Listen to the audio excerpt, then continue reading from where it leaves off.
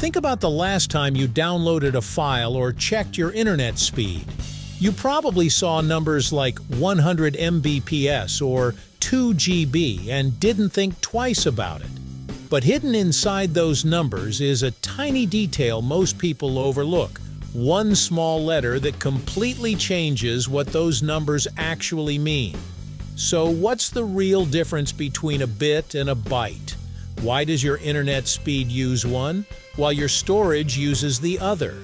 And how do terms like kilobits, megabytes, and terabytes all fit into the picture? Today, we're going to break it all down in a way that finally makes these tech terms click, right here on History of Simple Things.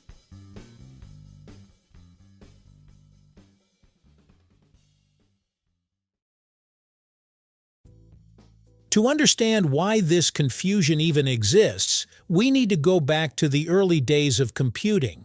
In the mid-20th century, engineers were figuring out how to represent information using electrical signals. That's where the bit comes in, short for binary digit. A bit is the smallest unit of data, and it can only be a 0 or a 1. As computers evolved, it became inefficient to work with just single bits. So engineers grouped bits together. Eventually, a standard grouping of 8 bits became known as a byte.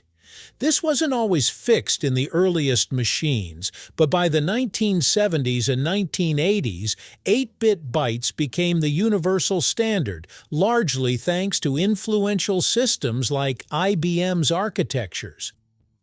From there, storage and data sizes grew rapidly, and we needed prefixes like kilo, mega, and giga to describe larger amounts of data. A bit is the most basic unit of information in computing. Think of it as a single switch that can be either off 0 or on 1. On its own, a bit doesn't do much, it's just a tiny piece of a much bigger puzzle. But bits are incredibly important when it comes to speed, especially in internet connections.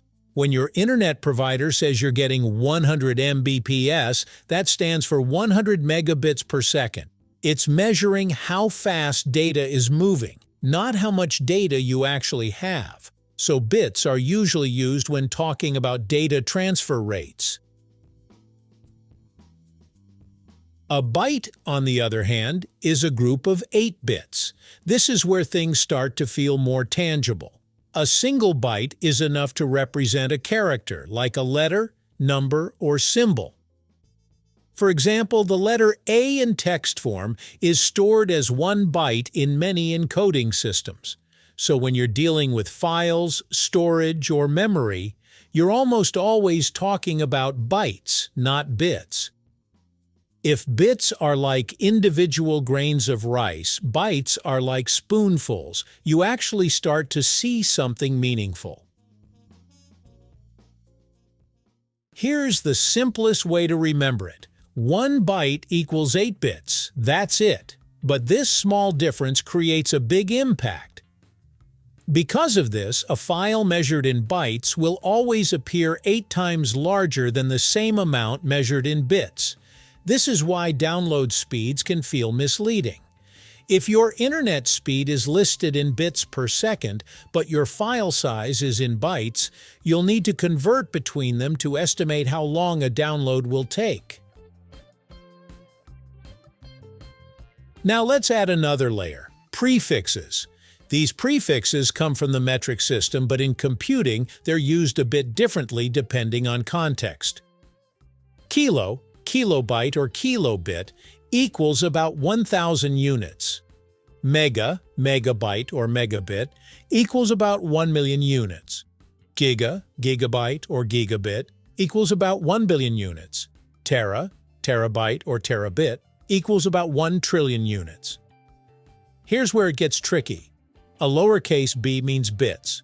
An uppercase b means bytes. So MB equals megabit, MB equals megabyte, that one letter changes everything. Let's make this practical. If your internet plan says 100 Mbps, megabits per second, That doesn't mean you can download 100 megabytes every second. Since 1 byte equals 8 bits, you divide by 8. So, 100 megabits per second equals 12.5 megabytes per second. That's a huge difference. It explains why a 1 GB file doesn't download in just 10 seconds on a 100 Mbps connection. It actually takes longer. Storage devices like hard drives and SSDs are measured in bytes. So when you buy a 1 terabyte drive, that's 1 terabyte of storage, not terabits. You might wonder, why not just use one system and avoid confusion? The answer is partly historical and partly marketing. Internet providers prefer bits because the numbers look bigger. 100 megabits sounds more impressive than 12.5 megabytes. Meanwhile, storage manufacturers use bytes because it aligns better with how files are actually stored and managed. So both are technically correct, they're just measuring different things. Here's a quick mental shortcut. Lowercase b equals bit, smaller unit used for speed. Uppercase b equals byte, larger unit used for storage. Divide by 8 when converting bits to bytes. Multiply by 8 when converting bytes to bits. And when in doubt, always check that letter. It's doing a lot of work. At the end of the day, the difference between bits and bytes isn't complicated. It's just easy to overlook. But once you understand that a byte is simply 8 bits and that lowercase and uppercase letters matter, everything starts to click. Suddenly, internet speeds make more sense. File sizes feel less confusing, and those tech terms that once looked intimidating become something you can actually understand at a glance. It's a small detail, but one that quietly powers everything from streaming videos to downloading apps, and now you'll never mix them up again. Thank you for watching. If you have suggestions for our next video, feel free to share them in the comments below. We'll be sure to give you an acknowledgement for your contribution. Thank you for joining us on this journey through the history of simple things. Don't forget to like, subscribe, and stay tuned for more stories woven through the smallest details.